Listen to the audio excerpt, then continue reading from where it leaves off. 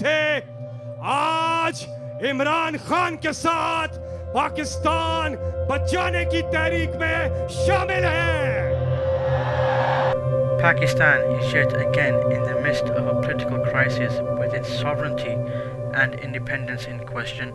The rise of fascism, corruption, subservience, and enslavement of its people is underway, with the newly installed government who clearly called for regime change through a no-confidence vote, supported by the US and her allies in the midst.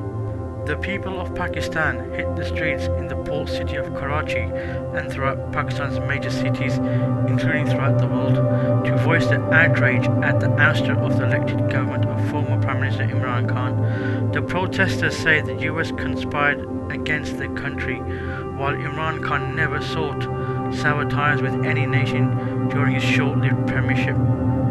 The former Prime Minister Imran Khan has accused Washington of conspiring with the joint opposition parties such as the Pakistan Muslim League Nawaz and Pakistan's People's Party respectively, and institutions to remove him from office, revealing US President Joe Biden's administration was upset about his independent foreign policy. In many cities, protesters have been seen burning the US flag and accusing the administration of US President Joe Biden of fueling the political crisis in the Muslim-majority South Asian country. Imran Khan said his life is in danger, but he prioritizes Pakistan's independence over his own life.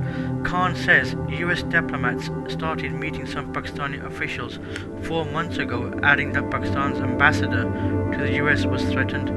Imran Khan has called for a snap election following a week-long constitutional crisis, urging an investigation into what he calls the US's plot to topple his government.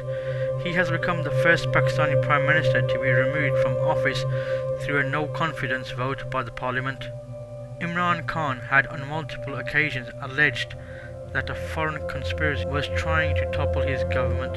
In an address to the nation, he accused the United States of conspiring against his government. On 30th of March 2022, the Islamabad High Court ruled that publishing the contents of what Khan described as a threatening letter sent by the United States would violate his oath of office and the Official Secrets Act 1923. Also, Khan has blamed the US for the current political crisis, saying that Washington wanted him removed because of the recent Moscow trip. The country of more than 220 million people lies between Afghanistan to the west, China to the northeast, and India to the east, making it of vital strategic importance. The country has been rocked by massive demonstrations since Sunday, with supporters of Khan pouring into the streets in different cities to oppose what they refer to as an imported government. The newly installed Prime Minister Shehbaz Sharif has divided the country with his rhetoric, coupled with his chauvinistic and showbiz-style antics, trying to justify his position. Furthermore, you will note his coalition leaders continually ignore the hard facts and desperately try to sway public opinion to thereof in favour of him, desperately applying measures and half-truths to the general public, keeping them ignorant of the truth, therefore returning Pakistan to its former corrupt function and ignorance, which was systematically and categorically controlled through mafias and tribal leaders. We see calls for a reformation of structures and the abolition of local departments taking place. They stereotypically chant such slogans to emotionally entice the public through exploitation such as food, clothing and housing, applying economic and systematic control and slavery measures upon the poor, and enforcing these measures through tribalistic leaderships and the local mafia. Despite the removal of the former Prime Minister Imran Khan, he too had his faults, with his underlying political members being incompetent.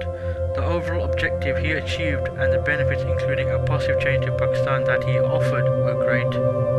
Khan tried to develop the economy, which was previously drowning in debt, and strengthen the country's defense, its independence, improve education, improve the healthcare sector, the growth in the country's GDP and exports, and help increase the funds within the government treasury through taxation and other means, eventually lowering subsidies and supplies such as oil, produce prices and in agriculture, to sustain its economy and future development. At times, some of its decisions seem harsh and difficult, but the overall objective was to increase public benefit without outside interference and better the economy. The newly appointed government and the associated parties will use this to their benefit to loot the treasury and increase poverty and sell off the last remaining resources, just as they have done in the last 30 plus years whilst in office. Pakistan's true destiny has been disrupted and transferred into the hands of tyrants. The New World Order to control, spin and weave its future. The threat of political turmoil in the nuclear-armed nation is growing and leading towards a civil unrest and civil war. This is inevitable. Mr. Shahbaz Sharif stated in a televised speech, "Beggars cannot be choosers." Does this mean Pakistan has no right to function independently? Does this mean Pakistan's integrity and functions are inefficient? Or is this a soft disclosure of Pakistan's destiny being enslaved and stripped of its sovereignty and the act of powers handed over to the foreign controllers, the New World Order? Furthermore, the Prime Minister Shahbaz Sharif, after occupying office, he tweeted to Narendra Modi, the butcher of Gujarat, that Pakistan desires peaceful and cooperative ties with India, whilst at the same time the Muslims of occupied Kashmir and India face brutal attacks by Modi and his far-right Hindutva platform.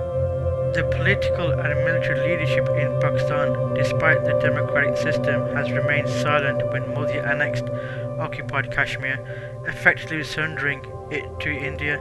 They are silent as India abuses and commits atrocities against the Muslims of India and occupied Kashmir, and they are even silent as India fires missiles into Pakistan itself.